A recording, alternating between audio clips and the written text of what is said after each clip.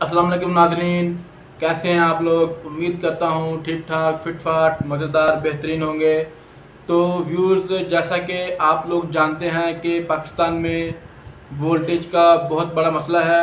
Voltage बहुत सारे इलाकों में पूरे नहीं होते। आम तौर पर हमारे पाकिस्तान में जो वोल्टेज हैं वो 220 से 230 के दरमियान जो होते हैं वो चीज़ें डिज़ाइन की जाती हैं इस हिसाब से।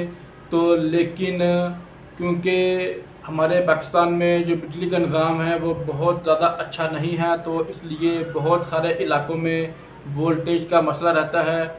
और वोल्टेज को पूरा करने के लिए स्टेबलाइज़र जो है वो हम लगाते हैं अपने घर की चीज़ों के साथ, फ्रिज वगैरह के साथ, कंप्यूटर के साथ और एसी के साथ।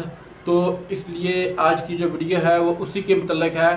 तो मैंने भी पहले अपने घर में अपनी फ्रिज के लिए देसी स्टेबलाइज़र जो होता है वो लगाया हुआ था, जो कि आम हर जगह से मिल जाता है और बड़ी देर से पाकिस्तान में भी मिलता है। तो आज की इस वीडियो में मैं आपको दिखाऊंगा चाइना का स्टेबलाइज़र, जो कि आप में से बहुत कम लोगों ने उसको देखा होगा और वो बहुत कम लोगों के इधर लगा होगा, क्योंकि अभी वो कुछ साल पहले मार्केट में नया आया है और बहुत सारे लोगों को उसके बारे में पता नहीं है। उसके फंक्शन के बारे में, उसकी कीमत के बारे में और उसके फ़ायदों के बारे में भी बहुत सारे मेरे भाइयों को पता नहीं है। तो इस वीडियो में मैं आपको उसी के बारे में बताऊंगा। तो पहले हम उसको बॉक्स को ओपन करते हैं, उसको देखते हैं कि उसमें से क्या क्या निकलता है, स्टेबलाइज़र के साथ हमें क्या क्या चीज़ें मिलती हैं। तो उसके बाद ही मैं आपको साथ साथ वीडियो जो है वो दिखाऊंगा, साथ साथ वीडियो आपको मैं बताता जाऊंगा कि इसके क्या फ़ायदे हैं और इसके क्या नुकसान हैं।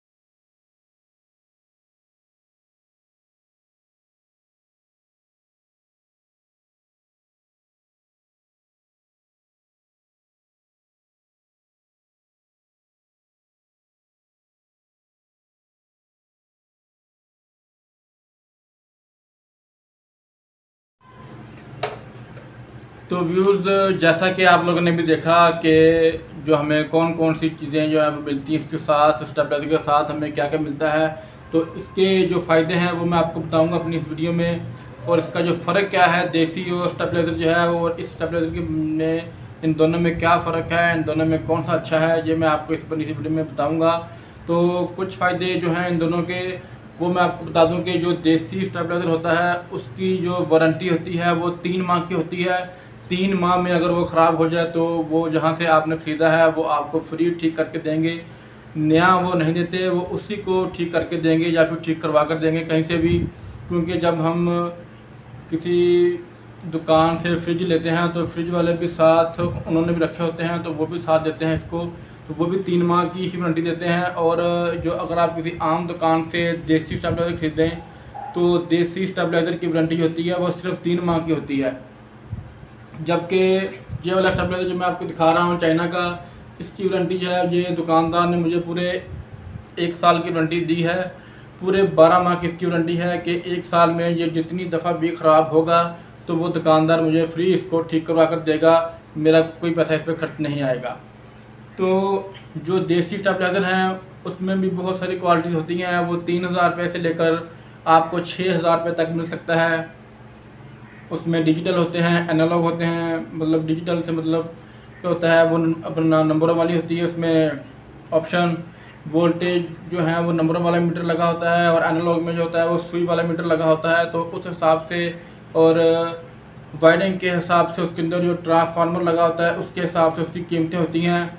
वो 3000 रुपये का भी आ जाता है, 3500 का, 4000 का, मतलब 6000 रुपये तक उसकी कीमतें होती हैं। वो आपकी मर्ज़ी है, आप कोई सा भी खरीद लें।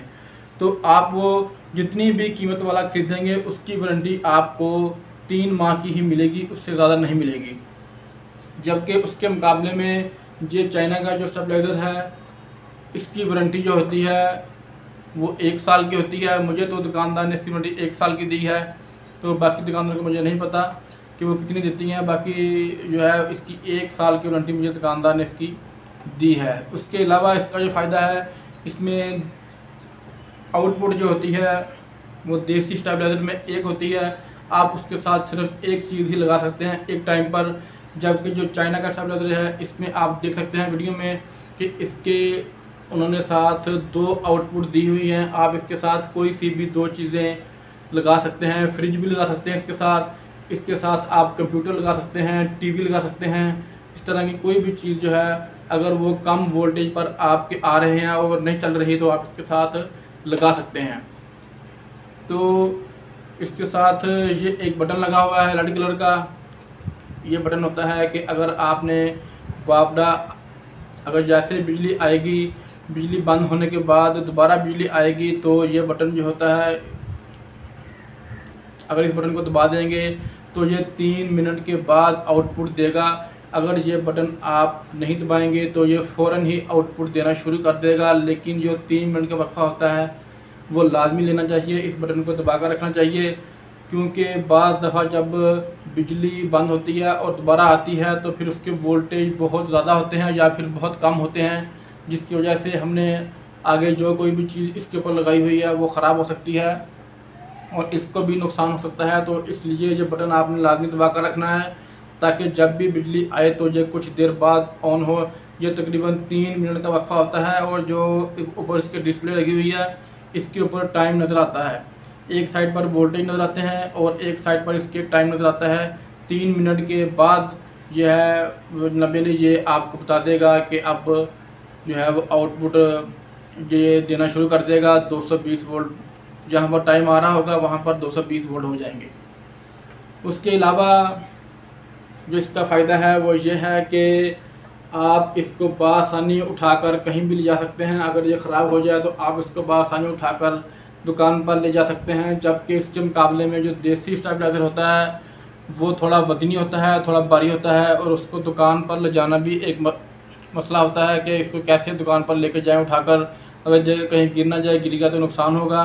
तो उसके मुकाबले में ये वाला स्टेबलाइजर जो है जो काफ़ी हल्का फुल्का है, इतना भारी नहीं है और इसका जो है वो काम भी पूरा करता है।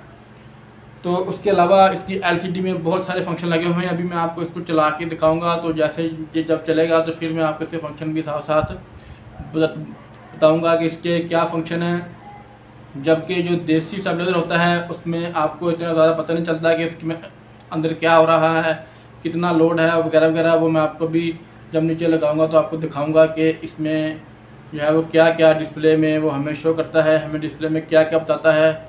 डिस्प्ले देखकर ही हमें इसकी कारकर्दगी क्या पता चल जाता है कि ये इस वक्त क्या कर रहा है। तो इसको हम लगाते हैं, लगाने के बाद फिर साथ साथ आपसे मज़ीद बातें, मज़ीद गुफ्तगू होगी। इसके अलावा